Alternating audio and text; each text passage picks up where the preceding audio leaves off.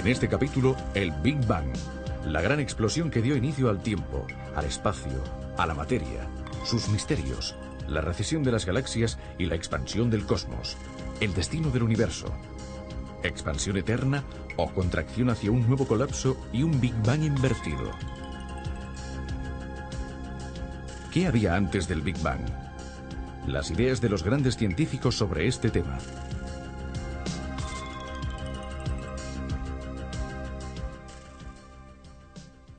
¿De dónde provienen una silla, una mesa, una concha o un mineral?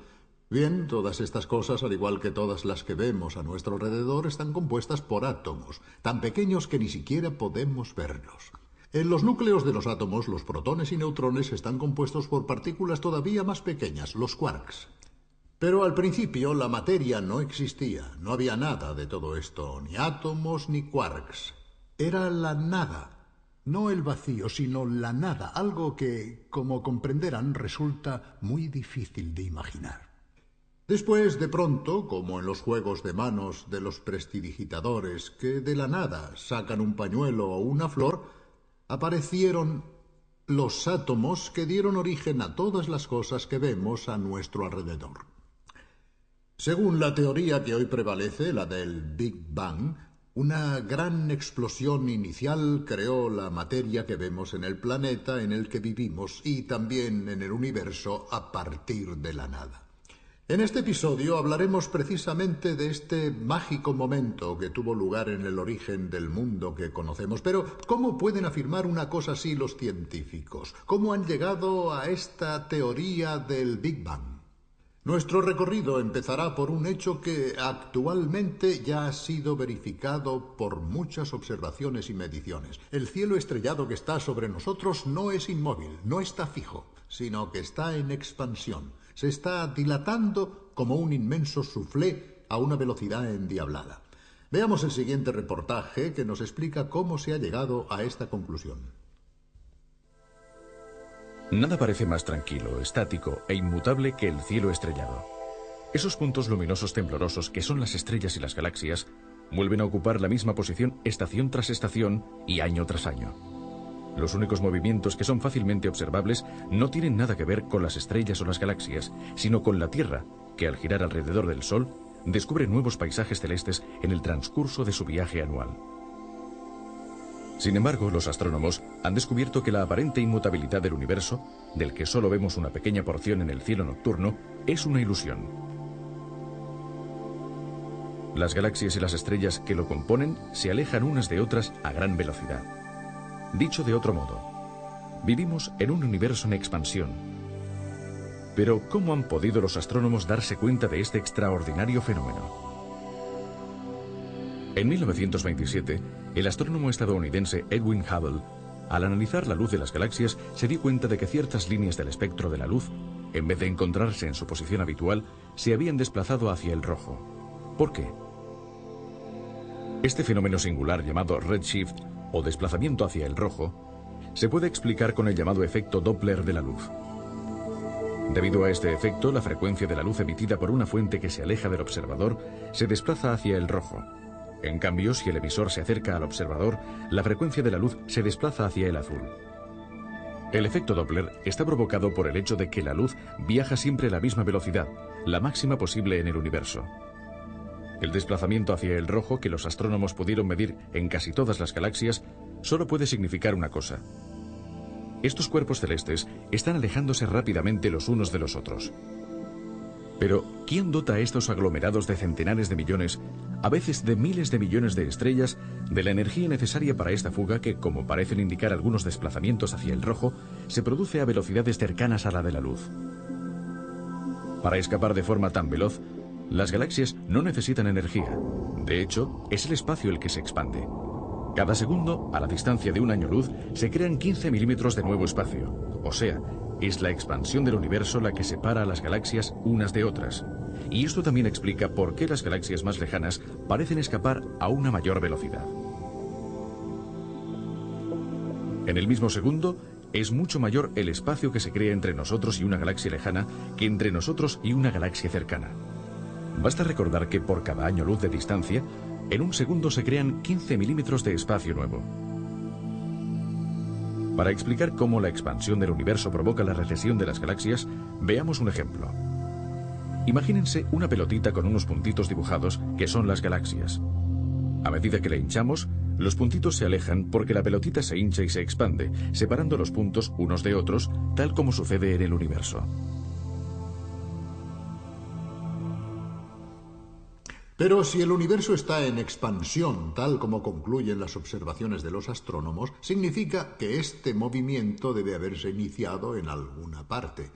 Entonces podemos pensar en hacer el recorrido a la inversa, ir hacia atrás en la expansión e imaginar qué pudo haber sucedido en el punto inicial. ¿Una explosión? ¿Un Big Bang? Es decir, una gran explosión. Veamos con más detalle cuál es el razonamiento que sostiene esta hipótesis.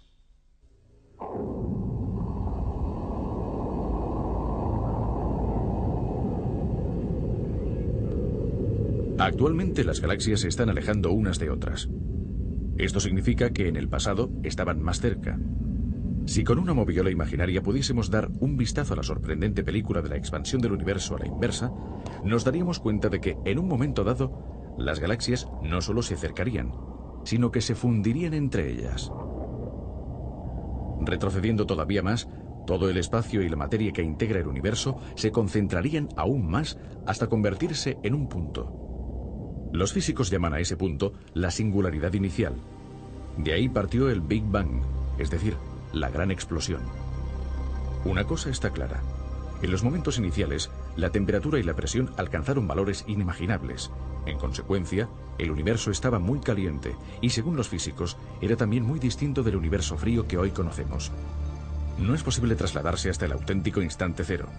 En este viaje hacia atrás debemos detenernos en una pequeñísima fracción de segundo del inicio. Más allá de esta frontera no sabemos qué pudo haber. Incluso las leyes de la física conocida, es decir, la gravedad, la fuerza electromagnética y las otras interacciones, no existían como tales, al igual que no existía la materia, el espacio y el tiempo. Entonces, ¿qué sucedió en aquel punto y en aquel instante?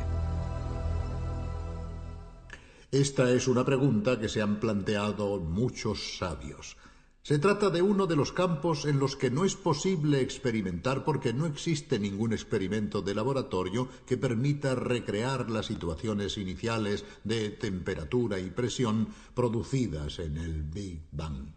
Por lo tanto, es necesario imaginar cuál pudo haber sido la secuencia de los acontecimientos e intentar remontarnos hasta los primeros momentos utilizando los conocimientos disponibles en la actualidad y formulando algunas hipótesis que pueden ser tal vez razonables, pero no demostrables todavía.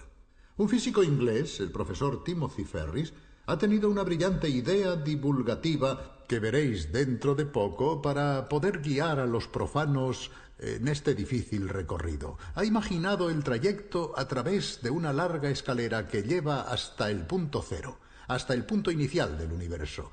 Y durante la subida es posible asomarse periódicamente a algunas ventanas para entender de qué forma podía presentarse la materia en los distintos estadios iniciales. Veamos esta reconstrucción.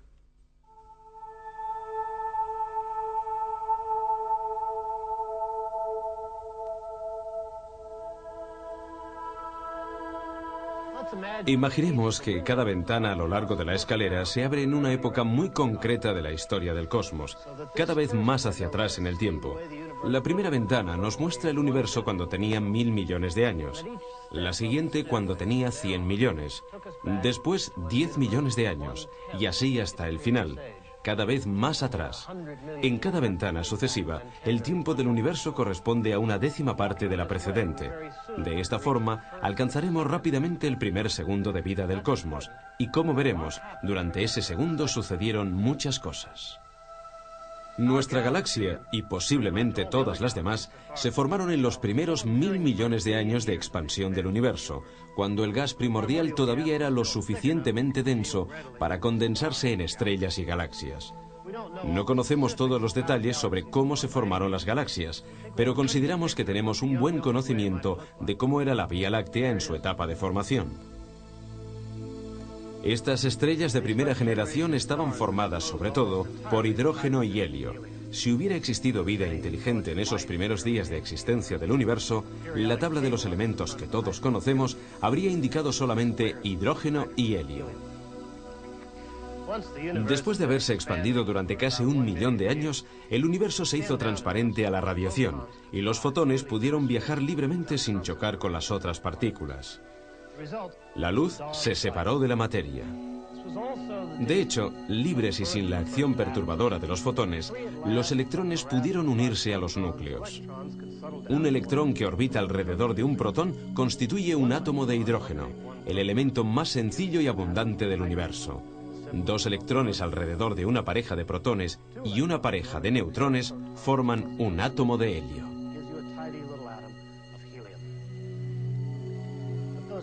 Pero los núcleos de helio ya existían. De hecho, se formaron en una época anterior.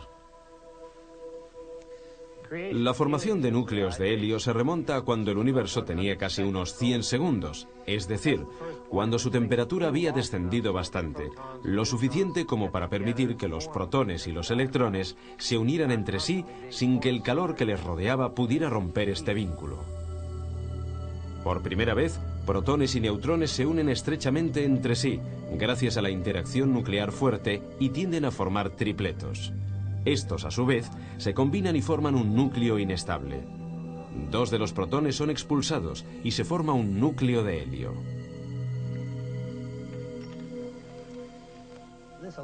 Este elaborado mecanismo de acoplamiento entre las partículas parece haber sido muy efectivo en los primeros instantes de vida del universo.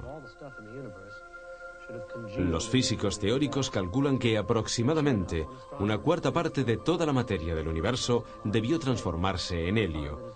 Y cuando los astrónomos, al estudiar la composición química del universo, descubrieron que, en promedio, 1/4 parte de la materia estaba formada por helio, tuvieron una de las pruebas más convincentes de que la teoría del Big Bang avanzaba en la dirección correcta. Ahora nos remontamos a tiempos muy remotos, cuando el universo tenía 1 segundo de vida. El calor era tan intenso que ni siquiera la interacción nuclear fuerte podía mantener unidos a los protones y neutrones.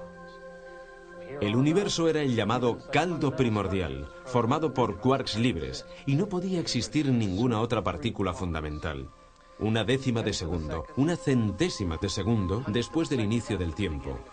El universo era tan denso que incluso los neutrinos, que son partículas subatómicas tan escurridizas que incluso pueden atravesar una plancha de plomo de un espesor de miles de millones de kilómetros, incluso los neutrinos, decía, no consiguieron escapar del caldo primordial de materia y energía.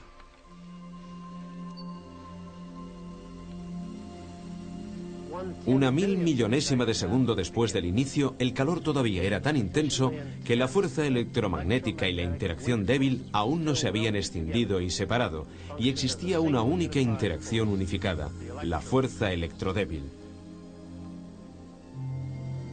Durante este periodo de tiempo se crearon un gran número de partículas Z.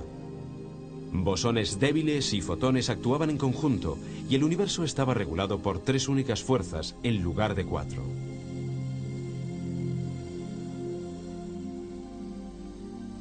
Cuando la edad del universo era una mínima fracción de segundo, exactamente 10 elevado a menos 35 segundos, probablemente la misma fuerza electrodébil todavía estaba unida a la interacción fuerte.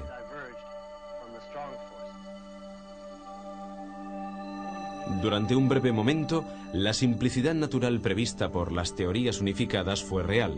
El reino subnuclear era recorrido por partículas X y por quarks libres. Gluones, bosones débiles y fotones danzaban transformándose sin cesar unos en otros.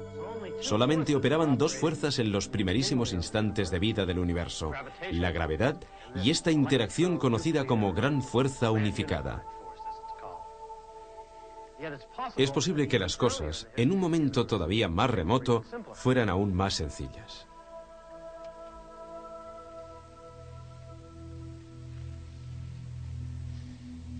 Estamos en el primer instante del universo. La fracción de tiempo transcurrida desde que el universo empezó a expandirse es tan pequeña que, para cuantificarla, sería necesario escribir, después de la coma, unos 40 ceros. El universo, es decir, todo lo que nos rodea, estaba contenido en una única chispa de energía en rapidísima expansión, todavía más pequeña que el núcleo de un átomo y regulada por una única fuerza primordial. Si supiéramos lo que sucedió entonces, podríamos entender por fin las relaciones entre las leyes de la naturaleza, entre el espacio y el tiempo, entre la materia y la energía. Por el momento, todavía no lo sabemos. Es necesaria una teoría que nos explique cómo se comporta la naturaleza en esas condiciones extremas. Se está trabajando para descubrirla y se considera que será una teoría cuántica de la gravedad, llamada de superunificación o de supersimetría. Es obvio que no sabemos qué nos dirá, pero quien consiga plasmar esta teoría podrá entrever el umbral de la creación.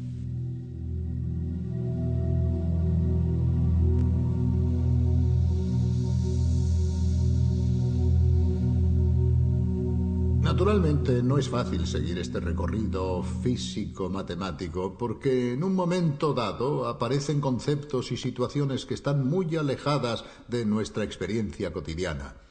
Por otra parte, los mismos físicos tienen dificultades para crear una reconstrucción tan distinta de todo lo que actualmente puede ser estudiado y experimentado. Pero ¿existe algún campo de la física que pueda resultar útil, por lo menos para intentar verificar algunas hipótesis? Bien, hemos hablado en Turín con uno de los más grandes físicos italianos, el profesor Tullio Regge, galardonado con el premio Einstein. Profesor Regge, ¿cómo pueden los científicos imaginar y experimentar, por así decirlo, el Big Bang? ¿Hay alguna manera de recrear al menos parcialmente las situaciones iniciales? La observación del Big Bang en sí misma no puede realizarse, aunque pueden verse sus efectos indirectos como la distribución de los elementos químicos en el universo, que nos da algunas informaciones sobre el Big Bang, pero ni los telescopios ni los radiotelescopios consiguen llegar a esa época. Se han detenido antes por varios factores. ¿Cómo podemos llegar a saber alguna cosa utilizando los aceleradores?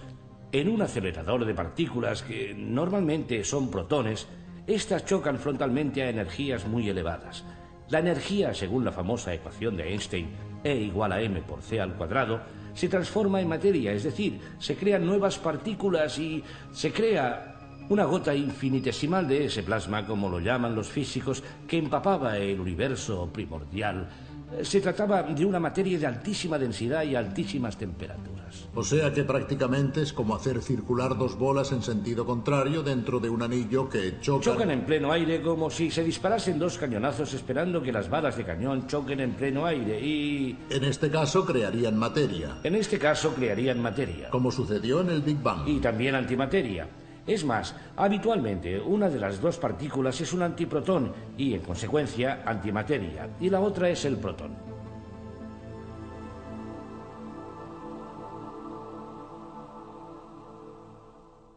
Algunas veces la suerte ayuda a los científicos cuando al buscar una cosa se acaba descubriendo otra. También ha ocurrido así con la teoría del Big Bang. Hay un capítulo famoso en la historia de la física y que concierne precisamente a dos investigadores que estaban trabajando en otra cuestión, sin pensar en ningún momento en el Big Bang. Habían preparado su antena parabólica dirigiéndola hacia el centro de la galaxia. Recuerdo que uno de los dos, Arno Penzias, me contó el suceso y me llevó precisamente junto a esta gran antena. Después de todo el trabajo de preparación y los gastos efectuados para llevarlo a cabo, estábamos muy enfadados, me dijo, porque había alguna cosa que no funcionaba bien. Pero después nos dimos cuenta de que habíamos realizado un gran descubrimiento. Así se desarrollaron los hechos. Era 1965.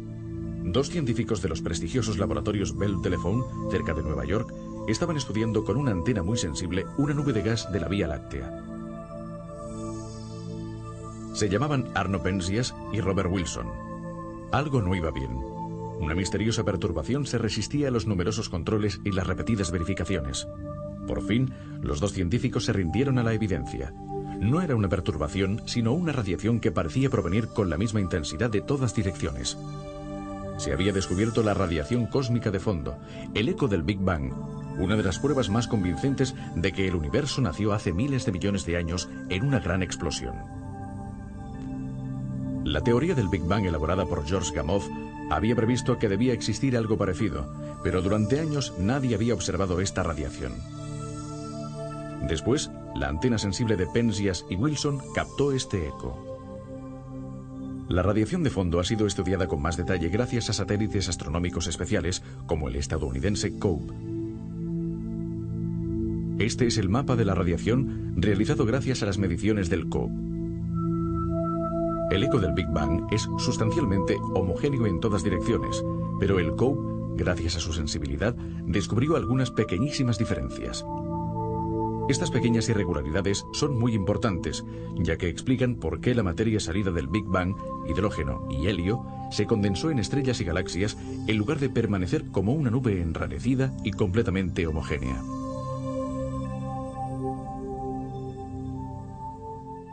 Naturalmente hay una pregunta que todos nos planteamos. Bueno, el Big Bang es difícil de describir, de comprender en sus detalles. ¿Cómo tuvo lugar esa explosión de materia y qué había antes? Aquí entramos en un terreno en el que solo la imaginación de los físicos puede intentar formular hipótesis. Uno de los científicos más creativos y geniales en este campo es el astrofísico Stephen Hawking, también famoso en todo el mundo por su gran talento como divulgador. Escuchemos ahora su opinión.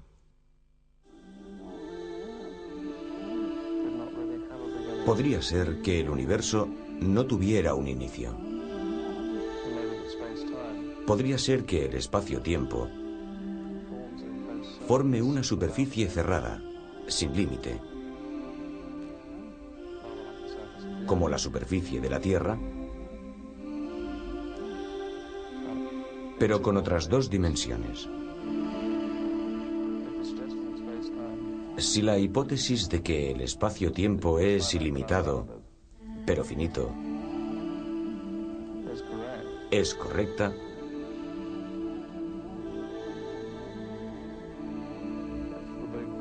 entonces el Big Bang sería como el polo norte de la Tierra. Preguntarse qué sucedió antes del Big Bang es como preguntarse qué le sucede a la superficie de la Tierra 1 kilómetro al norte del polo norte.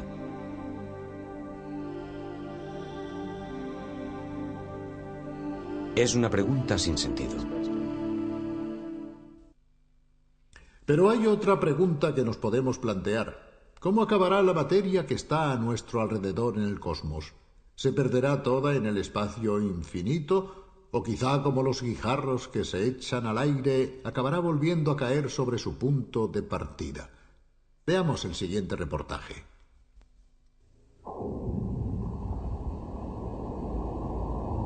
¿Cuál será el destino del universo? ¿Continuará su expansión eternamente, haciéndose cada vez mayor y más frío, hasta que por fin todas las estrellas se apaguen y la materia, ya oscura e inerte, continúe vagando por el cosmos sin evolución posterior?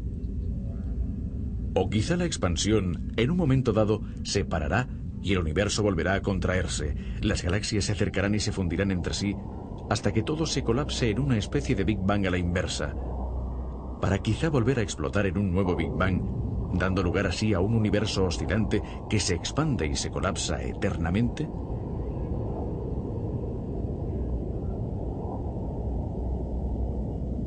Muchos de estos interrogantes están destinados a permanecer sin respuesta, pero algunos aspectos se pueden conocer, como por ejemplo, si el universo se expandirá indefinidamente.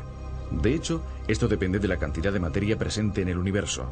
Si la materia supera una cierta densidad crítica, entonces, como sostiene la teoría de la relatividad de Einstein, el espacio permanecerá cerrado con una estructura geométrica comparable a una esfera. Pero en un espacio cerrado el tiempo es finito, la expansión se detendrá y todo volverá a colapsarse para concluir en un Big Bang invertido. En cambio, si la cantidad de materia no es suficiente, el espacio se curvará, pero asumirá una forma geométrica abierta, como esta superficie hiperbólica. En un espacio infinito, también el tiempo será infinito, y entonces la expansión proseguirá indefinidamente. Entonces, la materia es suficiente o insuficiente para cerrar el espacio. La materia luminosa fácilmente observable, es decir, las estrellas y las galaxias, es insuficiente, pero los astrónomos piensan que en el cosmos existen grandes cantidades de materia oscura. polvo, gases, cometas, asteroides, planetas o partículas mucho más ligeras como los neutrinos. Si los neutrinos tuviesen masa, la materia presente en el universo podría superar la densidad crítica. De todas formas, a través de las observaciones más detalladas, parece ser que la densidad del universo es inferior a la crítica y que, por lo tanto, la expansión está destinada a durar eternamente. Obviamente no se pueden excluir las sorpresas en el futuro. La masa que falta para alcanzar esa densidad podría surgir allí donde nadie sueña siquiera en buscarla. Para concluir, una última pregunta. ¿El universo que conocemos es el único que existe?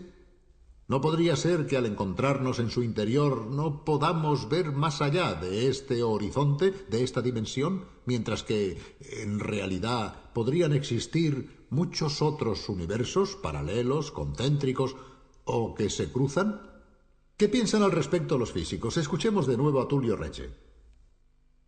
Muchísimas personas imaginan universos fuera del nuestro e intentan comprender qué sucedió en el Big Bang.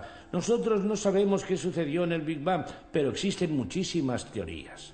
Haciendo una comparación, para abrir una puerta necesitamos unas llaves. Quien no tiene llaves no puede abrir la puerta, pero tampoco se abre la puerta si encontramos un manojo con 1.000.000 de llaves, porque no se sabe cuál es la correcta. En cierto modo nos encontramos en esta segunda situación. Hay muchísimas teorías que tratan de imaginar qué sucedió en el momento del Big Bang. Puedo catalogar algunas de estas hipótesis extrañas sobre el Big Bang. Que el número de las dimensiones del espacio no sea 3, sino mucho más elevado, incluso infinito. Que exista, como ha postulado Hawking, una transacción cuántica en el espacio a través de direcciones imaginarias en el tiempo, algo muy complejo matemáticamente. Y que el espacio se haya ramificado, que haya creado universos paralelos. No conocemos las respuestas a algunas de estas preguntas porque para hacerlo sería necesario llegar exactamente al momento del Big Bang, y aquí precisamente es donde hallamos dificultades enormes. Podemos imaginar las cosas, hacer teorías cada vez más fantásticas y probablemente la verdad, en sentido retórico, es que todas estas ideas, de alguna manera, estarán engarzadas en una misma imagen del universo, y todas estas cosas nos dirán algo sobre el inicio de los tiempos, de una forma que, de momento, es totalmente inimaginable. Bien, acabamos aquí por hoy. Creo que al preguntarnos sobre estas cuestiones nos damos cuenta de cuántas cosas quedan todavía por estudiar y por descubrir. Puede que jamás obtengamos ciertas respuestas, pero es bonito pensar que la inteligencia humana intenta afrontar también este gran desafío, que no se conforma nunca con las respuestas y que se plantea siempre nuevas preguntas. Hasta pronto, hasta la vista.